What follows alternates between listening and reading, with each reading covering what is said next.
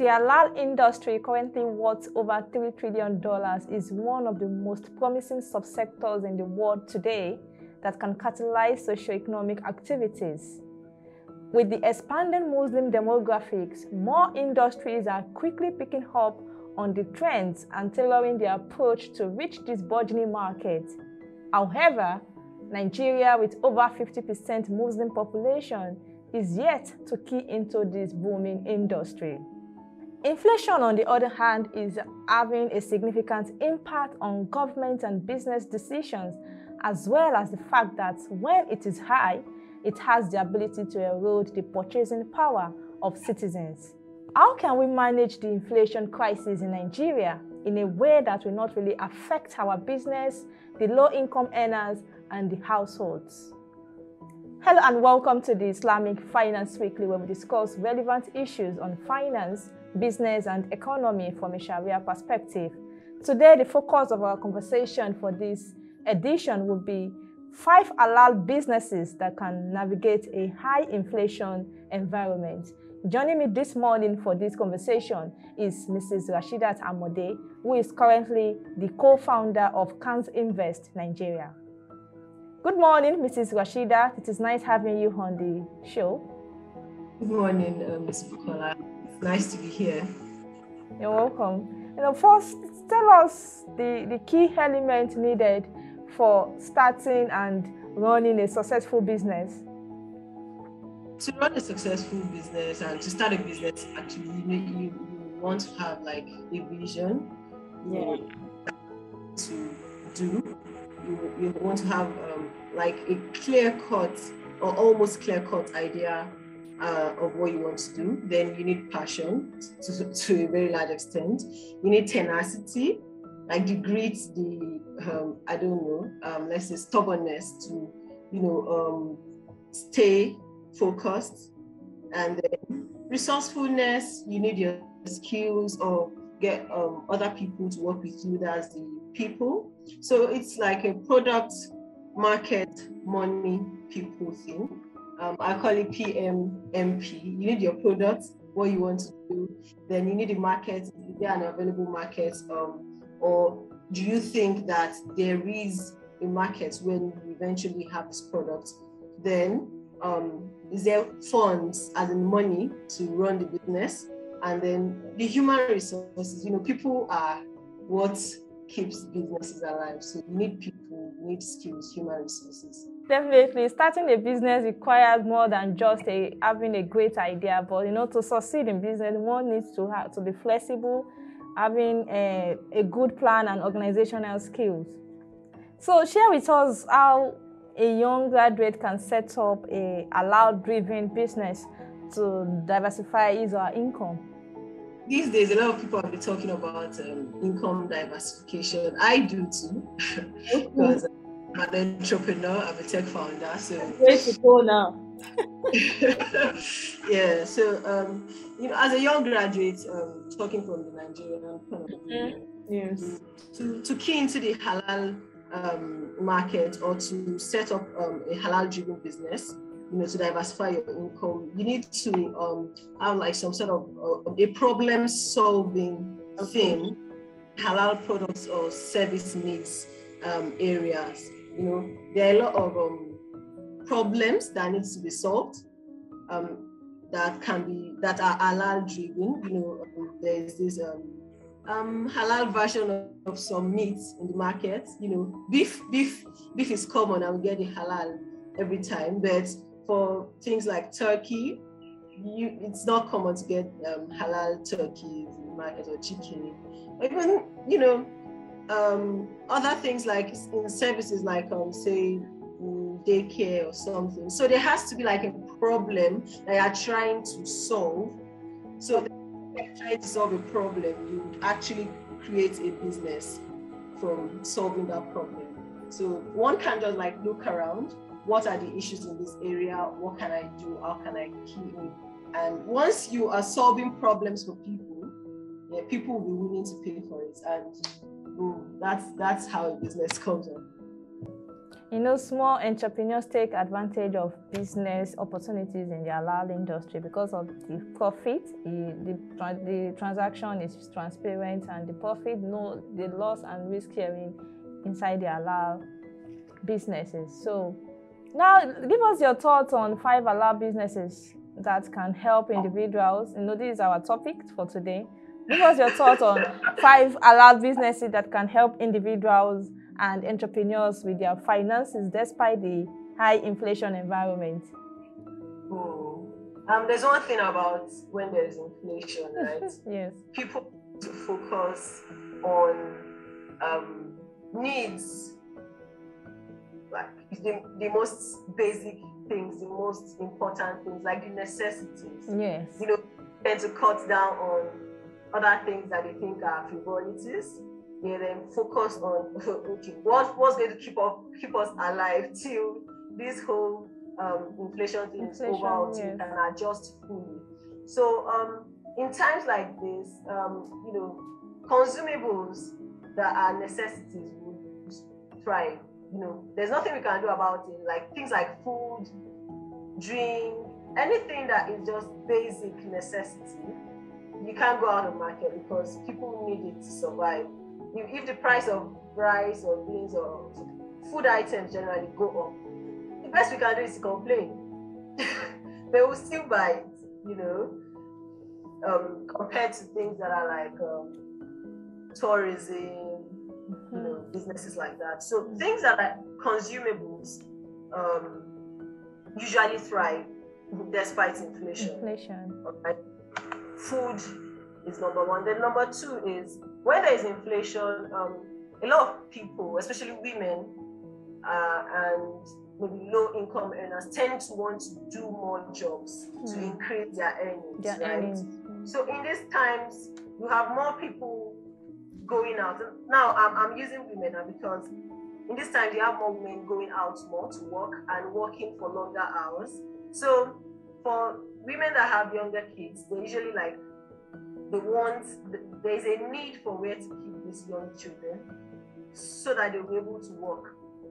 So if there's a problem there, and a business around that is creating like a halal child care services. Okay. To help with that, because for people that are Muslims, their values are different, so they want somewhere that kids can be safe and they share their values, you know, so they want like a Muslim daycare. All right, so that's then in inflation times, or whether there is no inflation, you know, I mentioned that food always thrive. Then in the halal industry, there is a need for more. I don't know how to put this. Like, let me just use this as an example. I went into a store like recently, and I went to buy cakes, and the cakes are not labeled. Okay, so I had to ask the lady selling it. She said, "Okay, this one contains alcohol, but this one doesn't."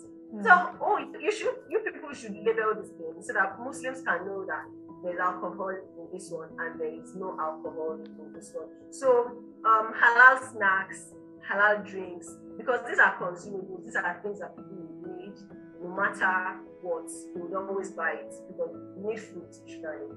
Then another thing is in life and businesses and relationships, there is more need for like a halal matchmaking thing. Halal matchmaking? Yes, halal matchmaking for Muslims. For Muslims. Because, are you talking about dating sites? I wouldn't call them dating sites, like maybe apps that can facilitate prospective spouses to meet one another. Yes, it's really important. These days, we don't go out as much as we used to. You know, look at the COVID period, we had to like stay at home, so there was less of socializing, and everything moved online. And you know, we are beginning to have more remote workers, and we spend a lot of our time online. Exactly. So basically, I'll say halal childcare services. Okay. halal in-home takeouts. Like you can stay at home or during your weekends when you're free. You can cook for people and then you sell even from home. You don't need a lot of capital for space and all that. People can order online.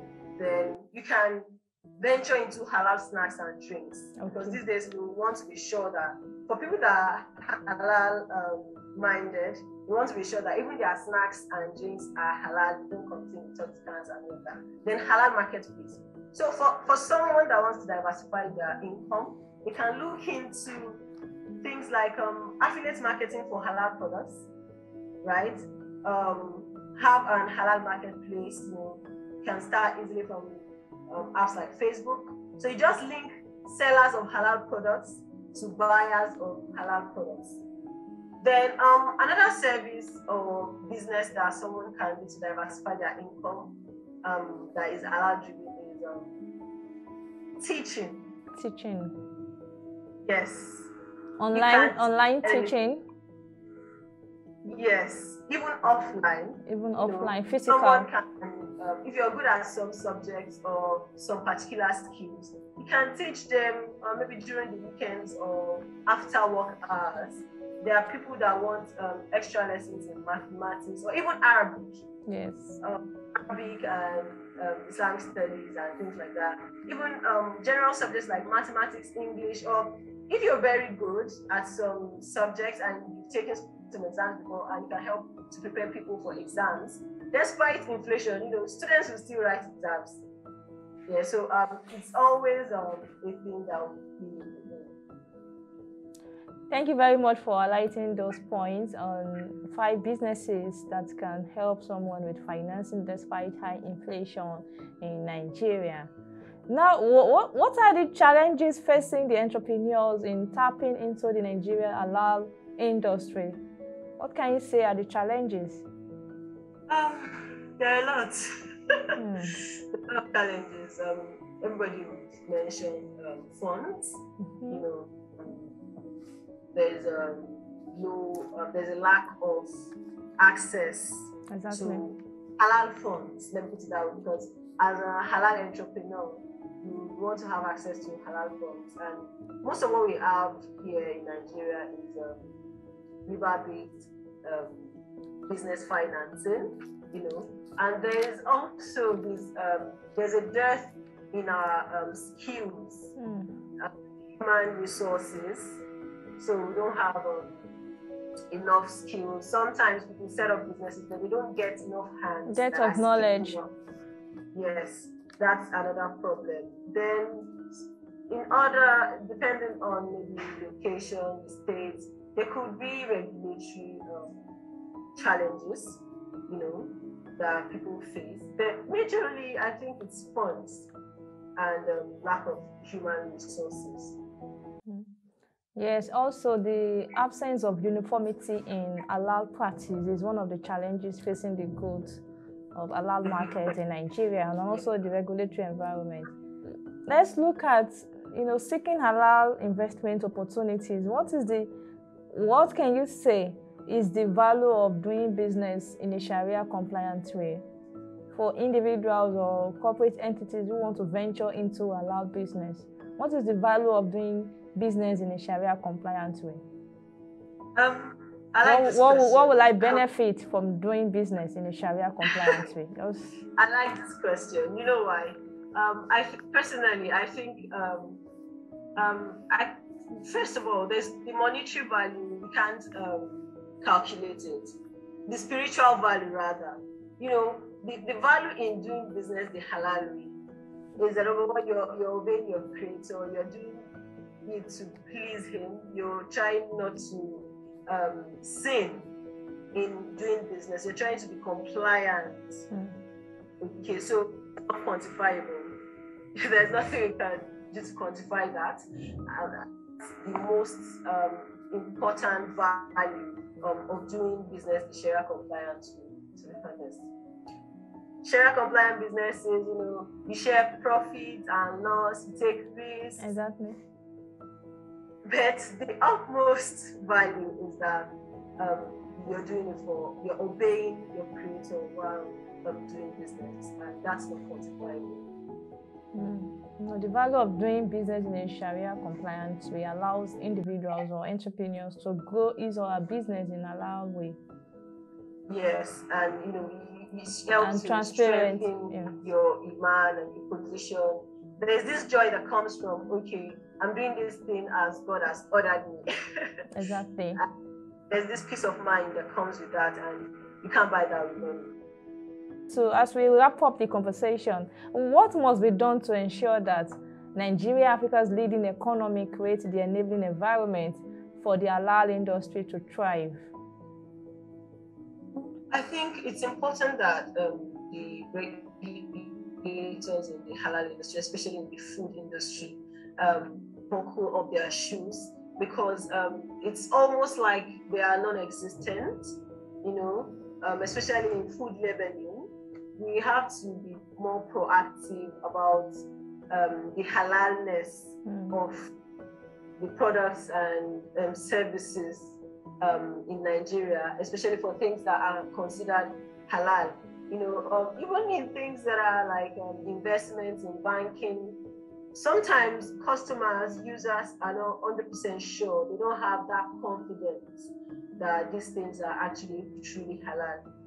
And I think it's because of how not so good the compliance and the whole industries are, especially in food and in financial services, and it's also spread out to other industries as well.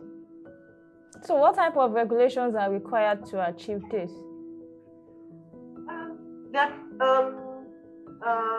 Regulators in the halal food industry.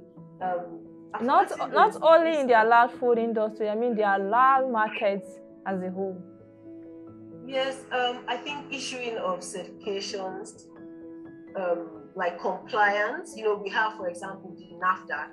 So in maybe the area of the halal food and drinks, there has to be more, there has to be proactiveness, there has to be pressure on labeling foods, because it's not enough to just get into the market and they tell you it's halal. You need to have some sort of confidence that, okay, these things that we're buying are halal. We have, it is there in the UK. You go to restaurants in London and you see this halal sticker on their doors. When I was in London, I didn't bother to ask whether their food is halal. I just look at their doors. If they don't have the sticker, I just move to the next restaurant, right?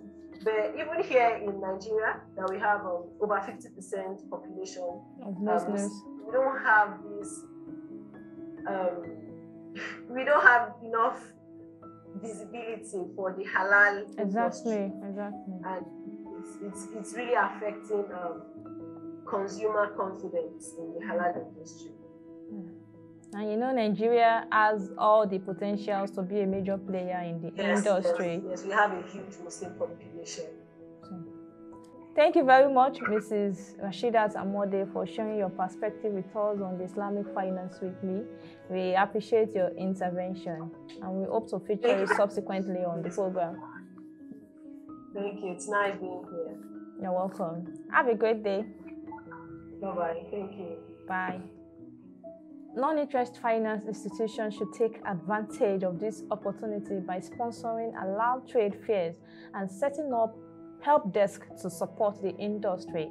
And that will be all for this edition of the Islamic Finance Weekly. You can follow our social media platform and log on to our website www.proshare.co to read our stories, articles, reports, and watch our videos. Till we come your way again, thank you for watching and have a nice day.